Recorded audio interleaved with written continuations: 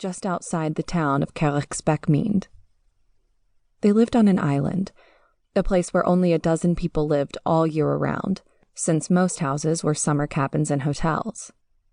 The island was packed during the summertime, but desolate and empty in the winter.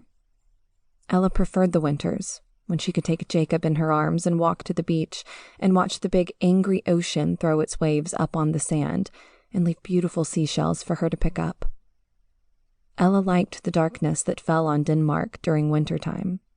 She liked the heavy gray clouds and strong icy winds that kept the tourists away. She liked that no people were around to stare at her or make strange facial expressions because of her hideousness. "You're so ugly. People are afraid of you," her mother said with disgust, not wanting to look at her own daughter because she repulsed her so much, because she couldn't understand how such a strange creature could have come out of her graceful body. At first, her parents had thought that something was very wrong with their daughter. She was a normal child at birth, but as soon as she turned a year old, her body had started to mutate. They did all they could to prevent it from happening. They restricted her diet till she was given nothing but vegetables, but her body kept growing. On the doctor's orders, they tried to give her more exercise. They ran with her at the beach, took long walks in the forest, and they even bought her a trampoline so she could try and jump some of that extra fat off. But no matter how hard her parents tried, they couldn't stop the inevitable. Ella was getting fat. It didn't matter that both her parents were skinny. It didn't matter that her older sister was as gorgeous as any model seen in a magazine. In her room, Ella looked out at the ocean from her window. The strong winds made the waves even angrier. She loved how they foamed and splashed onto the shore. The black clouds made the day even darker, much to her enjoyment. It suited her mood. She clenched her fist hard, and the nails left small white half-moons in her palm. Then she felt tears behind her eyes.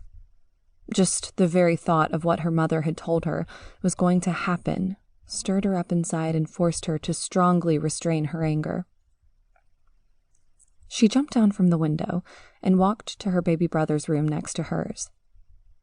The old house moaned and sighed in the wind as she walked on the red carpet in the long hallway. A light bulb popped as she passed it. When she came closer, she heard her brother's gentle babbling, and it immediately calmed her down. She opened the door and looked inside. Then she smiled. Jacob was sitting in his crib, playing with a small dinosaur, making noises with his mouth while gnawing on the pacifier. When he saw her, he whined in joy, then stood up, holding on the edge of the crib, and started jumping with glee. "What are you doing, you silly goose?" Ella asked as she approached. Jacob reached up his arms, signaling he wanted her to pick him up. "You want out of your jail, don't you?" she said, and took him in her arms.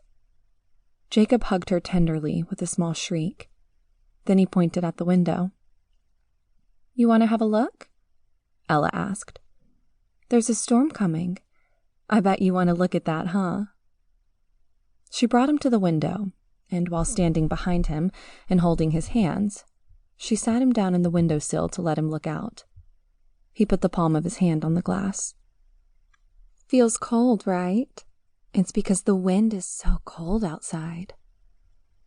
Jacob looked up at her and grinned. Then he pointed at Ella. She laughed and nodded.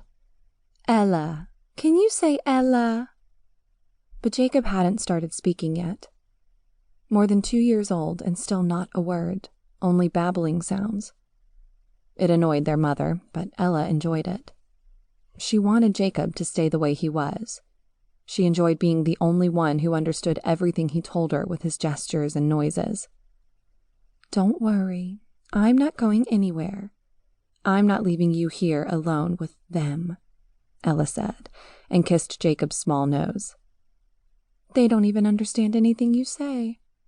I'm the only one who knows that when you touch your throat, it means you're thirsty, or when you point into the air, it's because you've heard an airplane. Mom and Dad are way too busy to notice those little things. If they send me away, you'll have to learn how to speak." Jacob looked at her, and then